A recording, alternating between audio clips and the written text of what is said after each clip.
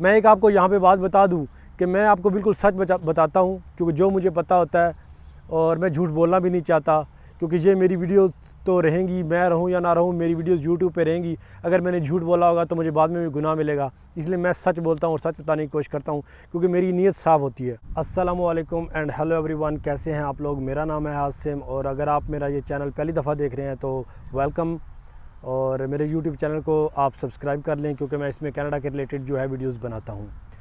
तो आज जो वीडियो की एक फरमाइश आई है जनाब मोहम्मद रब्बानी साहब से, क्योंकि उन्होंने 3-4 दफ़ा कमेंट किया, और उसके अलावा भी काफ़ी लोग जो है ये कमेंट करते हैं, तो मैंने कहा चलो इसके बारे में एक वीडियो बना देते हैं।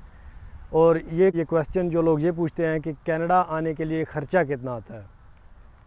जब इस तरह के क्वेश्चन मैं देखता हूँ तो पहले तो मेरे पास इसका जवाब नहीं होता। क्यों? वो इसलिए नहीं होता क्योंकि मुझे पता नहीं होता कि आप किस तरह जो है वो कनाडा आना चाह रहे हैं। आप एज़ अ स्टूडेंट आना चाह रहे हैं, आप एज़ अ वर्कर आना चाह रहे हैं, वर्क परमिट लेकर, आप एज़ अ बिज़नेस इन्वेस्टर आना चाह रहे हैं, आप इमिग्रेशन लेकर आना चाह रहे हैं, या आप विज़िट वीज़ा पे आने चाह रहे हैं। तो सब के लिए जो है ख़र्चे अलग हैं। तो इसलिए मैं कई दफ़ा जो है उसका जवाब सही तरह नहीं दे पाता, क्योंकि कई दफ़ा मुझे काफ़ी लोग जो है वो कमेंट करते हैं कि कनाडा वीज़ा कितने का मिलता है। इस तरह के क्वेश्चन जो है वो काफ़ी ज़्यादा लोग करते हैं, तो इसलिए मैंने कहा कि आज की वीडियो बना दूँ। तो चलो वीडियो स्टार्ट करते हैं। तो सबसे पहले मैं आपसे रिक्वेस्ट करूंगा कि आप वीडियो को लाइक कर दें। पहले बात कर लेते हैं स्टडी वीज़ा पे। अगर आप कनाडा में स्टडी वीज़ा पे आना चाहते हैं तो आपके कितने पैसे लग सकते हैं, ये मैंने पहले भी बताया हुआ है, लेकिन इस वीडियो में मैं बता देता हूँ फिर से। तो अगर आप 1 साल का कोर्स लेकर आ रहे हैं तो आपको अंदाज़न मैं बताता हूँ, इसमें एवरेज बताऊँगा, फ़िक्स एग्जैक्ट ज़ारी बात मैं नहीं बता सकता, क्योंकि रफली बताऊँगा, ऊपर नीचे तो ऑफ कोर्स हो सकता है। तो स्टडी, अगर आप 1 साल का आप स्टडी का कोर्स करना आ रहे हैं कनाडा में, तो आपको पता है 1 साल की जो फ़ीस होती है, नॉर्मल जो फ़ीस होती है, तकरीबन $15,000 होती है। और 15,000 वो हो गए। उसके बाद आपको 10,000 अपने GC अकाउंट एक बनाना पड़ता है, उसमें आपको रखने पड़ते हैं। 25,000 हो गए। उसके अलावा आपको अपने जो है वो टिकट वगैरह बाय करना और बाकी खर्चे। तो देखा जाए तो $30,000 तो ये बन गए। $30,000 आपके कैनेडियन डॉलर की मैं बात कर रहा हूँ। $30,000 आपके स्टडी वीज़ा पे लग जाते हैं। अगर आपको स्टडी करने के लिए कनाडा आना है तो आपके पास तकरीबन इतने पैसे होना चाहिए 1 साल का कोर्स करने के लिए। बाकी यहाँ पर जब आप आते हैं तो वो जो आप $10,000 अपने अकाउंट में रखे होते हैं, वो आपको एक थाउजेंड करके आपको मिलता रहता है। उसके बाद है जी दूसरी ऑप्शन है जी विज़िट वीज़ा, कि विज़िट वीज़ा पे अगर आप आते हैं तो फिर कितना ख़र्चा आता है। विज़िट वीज़ा पे अगर आप खुद अप्लाई करते हैं ना, तो मैं कहता हूँ सबसे सस्ता तरीन जो तरीका है वो विज़िट वीज़ा है, कि उसमें सिर्फ फ़ीस ही तकरीबन $100 है उसकी, विज़िट वीज़ा अप्लाई करने की। लेकिन सबसे इजी भी तरीका ये है और सबसे मुश्किल तरीन तरीका भी यही है, क्योंकि विज़िट वीज़ा जो है लगना बड़ा ही मुश्किल है। आप यंग हैं, एज कम है आपकी, आपने डिफरेंट कंट्रीज़ में विज़िट नहीं किया हुआ, आपके पास इनविटेशन लेटर नहीं है यहाँ का, और उसमें अगर ये फ़ील हो कि आप यहाँ पर आकर वापस अपने कंट्री में नहीं जाएंगे, तो आपका जो विज़िट वीज़ा है वो रिजेक्ट हो जाता है। तो इसी वजह से सारे वीज़े जो हैं वो रिजेक्ट हो जाते हैं। मैंने पहले भी बताया कि मेरे एक रिलेटिव का, जिसे मैंने खुद इनविटेशन लेटर दिया था, उसका वीज़ा भी रिजेक्ट हो गया। उस पर भी यही ऑब्जेक्शन लगी कि आप कनाडा से वापस नहीं जाएंगे।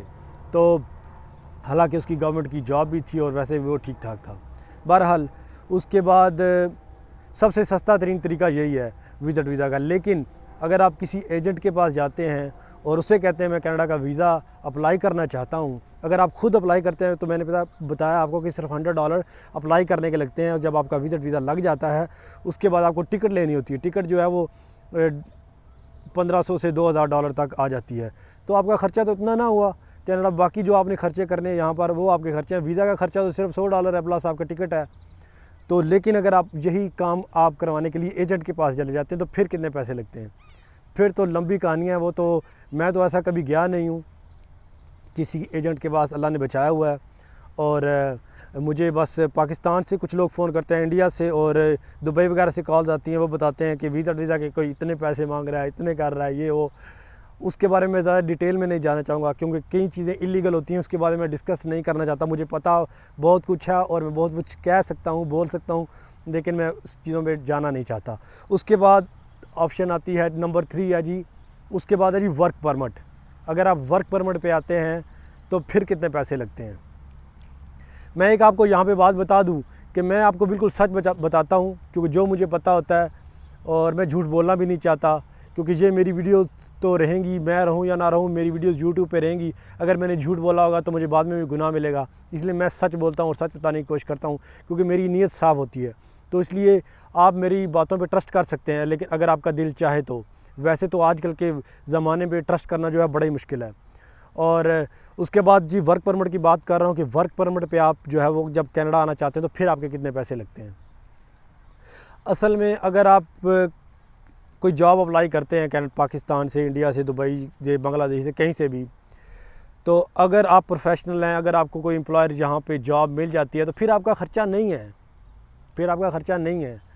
और वो इस तरह, लेकिन इस तरह जॉब मिलती नहीं है। प्रॉब्लम ये है कि इस तरह जॉब मिलती नहीं है। इस तरह का मुझे तो अभी तक मैंने कोई बंदा देखा नहीं है जो मुझे कहे कि यार मैंने वहाँ से जॉब अप्लाई की थी और मुझे कंपनी ने हायर किया और मैं यहाँ पर आ गया हूँ। ऐसा बंदा मुझे इन पर्सन नहीं मिला। होंगे ऐसे, लेकिन बहुत कम, मुझे लगता है 5% होते होंगे। तो अगर आपको कोई कंपनी हायर करती है, कोई कनेडियन कंपनी, आप प्रोफेशनल हैं, कोई वेल क्वालिफाइड हैं और यहाँ पर आपकी ज़रूरत है, तो आपका ख़र्चा नहीं है। वो आपको LMIA देंगे। LMIA की 1000 जो है वो फ़ीस होती है, वो फ़ीस भी वही भरेंगे, एम्प्लॉयर भरेगा। उसके बाद आपको वीज़ा भी लग जाएगा। उसके बाद वीज़ा फ़ीस शायद आपने देनी होगी। उसके बाद टिकट पे आना है आपने, हो सकता है आपकी कंपनी आपको टिकट दे दे, लेकिन आपका सिर्फ जो है वो थोड़ा सा खर्चा होगा टिकट वगैरह का, और थोड़ा बहुत वीज़े का खर्चा होता होगा $400-500। 1500 से लेके $2500 तक आप कनाडा में आ सकते हैं। अगर आपको यहाँ पे जॉब मिलती है, जेन्युइन जॉब मिलती है, आपको वर्क परमिट मिलता है, तो आप आराम से यहाँ पर आ सकते हैं। और फिर आपको यहाँ पर आके आपकी इमिग्रेशन भी हो जाती है जब आप LMIA लेकर वर्क परमिट के थ्रू कनाडा आते हैं। और साथ ही वर्क परमिट पे अगर आप आना चाहते हैं, किसी एजेंट के पास जाते हैं, तो यकीन करें इसका मैं अब आपको क्या जवाब दूं।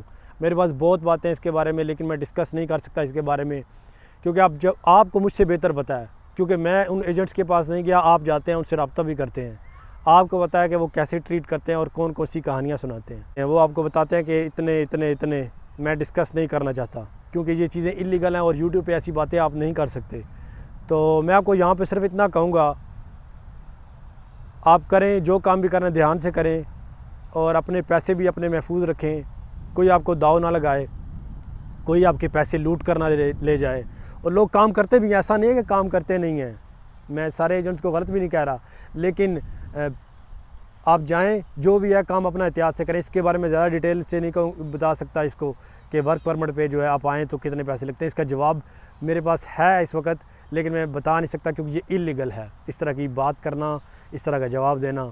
उसके अलावा बिज़नेस इन्वेस्टर वीज़ा पे अगर आना चाहते हैं, फिर जो है आपके पास इन्वेस्ट करने के लिए $1.5 लाख से $2 लाख तो होना चाहिए। फिर आप जो है वो चेक करें कि बिज़नेस इन्वेस्टर वीज़ा के लिए आपको कितना पैसे चाहिए, उसके बारे में रिसर्च करें कि कैसे अप्लाई करते हैं, कैसे वर्क करता है। वो सारा सब कुछ ऑनलाइन अवेलेबल होता है।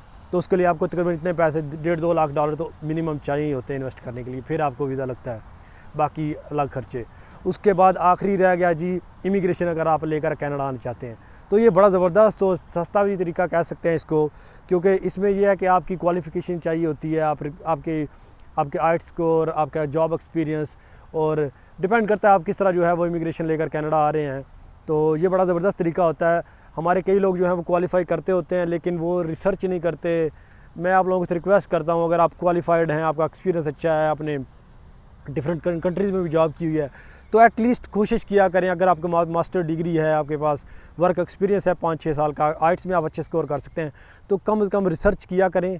आप यकीन करें आप क्वालिफाई करते हैं और एक दिन आप इमिग्रेशन लेकर कनाडा आ जाएंगे। इमिग्रेशन जो है वो लेकर आना जो है इतना, वो उसमें इतने पैसे नहीं लगते। उसमें आपको इमिग्रेशन की फ़ीस होती है, जब आपका PR हो जाता है $500-600 पर पर्सन होती है। बाकी टिकट वगैरह और बाकी थोड़ा बहुत खर्चे जो होते हैं, इसमें इतने लंबे चौड़े खर्चे नहीं होते।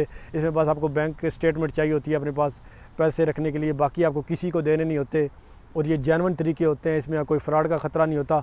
और अगर आप पढ़े लिखे हैं, वेल क्वालिफाइड हैं, तो यकीन करें आप अपनी इमिग्रेशन भी खुद ही फ़ाइल किया करें, एजेंट के पास जाने की ज़रूरत नहीं है।